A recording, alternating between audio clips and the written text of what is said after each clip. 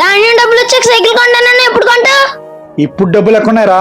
అయినా ఫ్రెండ్ అప్పడిగాను 2 రోజులు ఇస్తాడు. ఇచ్చేక్ కొంటాలే. ఇదిగో. ఏంటండి ఇది? పంట డబ్బులు అందాయి, లోపల పెట్టు. అన్ని అబద్ధాలే, డబ్బులుండి కూడా లేవని అబద్ధం చెప్తున్నాడు. అదంతా నాకు తెలియదు. నాకు ఇప్పుడే సైకిల్ కావాలి. అరే 2 రోజులు కొంటాను చెప్పాను కదరా, ఖచ్చితంగా కొంటాను. వద్దు, నాకు ఇప్పుడే సైకిల్ కావాలి, లేకపోతే నేను ఆనందన్నా. రేయ్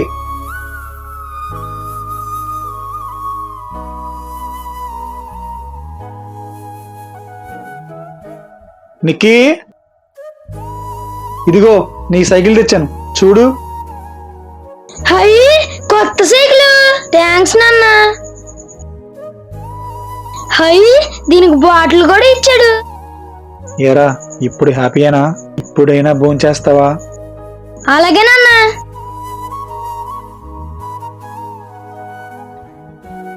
రే మీ నాన్న సార్ బిల్లు. నానా ఏంటండి? కౌలు డబ్బులు. నిక్కీ, అమ్మని పిలు. అమ్మ గుళ్ళోకి వెళ్ళిందినా. సరే నువ్వు వెళ్ళరా. నాకు చదువు రాదు కదమ్మా. ఆ బీరువాలో డబ్బులు ఉంటాయి, ఒక 20,000 లెక్క పెట్టి తీసురా. చాలా డబ్బులున్నాయి. ఇన్ని డబ్బులుండి కూడా లేవని అబద్ధాలు చెప్తున్నాడు. ఈ 7 వర్షాల లెక్క పంటలు సరిగ్గా పండలేదు కదండి, కౌలు కొంచెం తగ్గించండి. ఏంటి పంట పండకుండా కొత్త సైకిల్ కొన్నావా?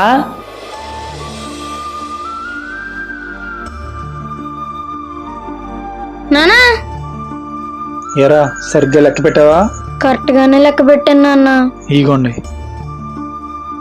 ఇదిగో బిల్లు. పురుగు మందులకి, వాడిని వాడకం డబ్బులకి అట్లా కొట్టి. బిల్లు చాలా అయిపోయింది కదండి, వడ్డీ కొంచెం తగ్గించండి. నువ్వేనా క్యాసెట్ కొనుక్కున్నావండి? తగ్గిస్తాగా నువ్వు తీసుకున్నదే అరువు. ఇచ్చేటప్పుడు అవి తగ్గించి ఇది తగ్గించండి. అయినా కొత్త కొత్త సైకిల్ కొనుక్కుంటే డబ్బులు ఉంటాయి కానీ మాకు ఎత్తగా డబ్బులు ఉండవా? ఇగోండి. ఇదిగో కోత మిషన్ బిల్లు. చేనంతా పడిపోయి కోత చాలా టైం పట్టేసిందండి, టైం కొంచెం తగ్గించండి. ఏంటి కొత్త సైకిల్ కొన్నావా? నేను మా అబ్బాయి కొందాం అనుకున్నా, కానీ డబ్బులు లేక కొనలేకపోయాను. నువ్వే బెటరు, పంట డబ్బుతో సైకిల్ కొనుక్కున్నావు. ఇదిగో టాటర్ బిల్లు. దుక్కుకి, రొటావేటర్కి, ధాన్యం తోలకానికి.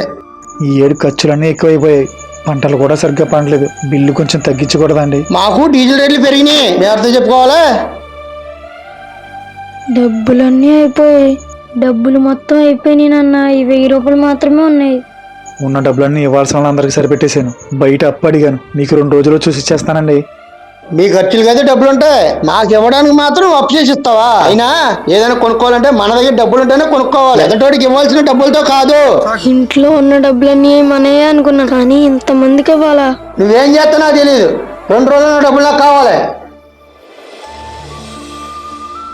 ఏంటి నాన్న, 7 పంటలు సరిగ్గా పండలేదు అంటున్నావు కదా, అయినా వాళ్ళు ఎంత అడిగితే అంత ఇచ్చేస్తున్నావు. ఇవ్వనని చెప్పొచ్చు కదా. 2 రోజుల్లో సైకిల్ కొంటా అంటే నువ్వే నన్ను నమ్మలేదు. అలాంటిది ఇంట్లో కొత్త వస్తువు పెట్టుకుని నా దగ్గర డబ్బులు లేవు, పంటలు సరిగ్గా పండలేదంటే బయట వాళ్ళు ఎందుకు నమ్ముతారా? సారీ నాన్న, నిన్ను అపార్థం చేసుకున్నాను. నీ దగ్గర డబ్బులుండి కూడా లేవని అబద్ధం చెప్తున్నావు అనుకున్నాను. మధ్య తరగతి వాళ్ళం, తిండి లేకపోయినా బ్రతకగలం కానీ మాట పడి బ్రతకలేం. మన జేబులో 1 రూపాయి ఉన్నా ఆ 1 రూపాయి బయట ఎంతో మందికి సమాధానం చెప్పాలి. అందుకేరా వాళ్ళకి ఇచ్చాక నీకు సైకిల్ కొందామనుకున్నా, అంతేగాని నువ్వంటే ఇష్టం లేక కాదు, నిన్ను బాధ పెట్టాలని కాదు. ఈ సైకిల్ వెనక్కి ఇచ్చేసి వాళ్ళ డబ్బులు వాళ్ళకి ఇచ్చేనన్నా. వద్దు నాన్న, నీకు సైకిల్ కొంటాకే ఫ్రెండ్ అప్పడిగని చెప్పాను కదా, వాడు రేపు పొద్దున్న ఇస్తాడు. ఆ డబ్బులు వాళ్ళకి ఇచ్చేస్తాను. నువ్వు ఇవేం మనసులో పెట్టుకోకు, హ్యాపీగా సైకిల్ తొక్కో, ఓకేనా? నువ్వు ఇదే ప్రతి మధ్య తరగతి తండ్రి పరిస్థితి.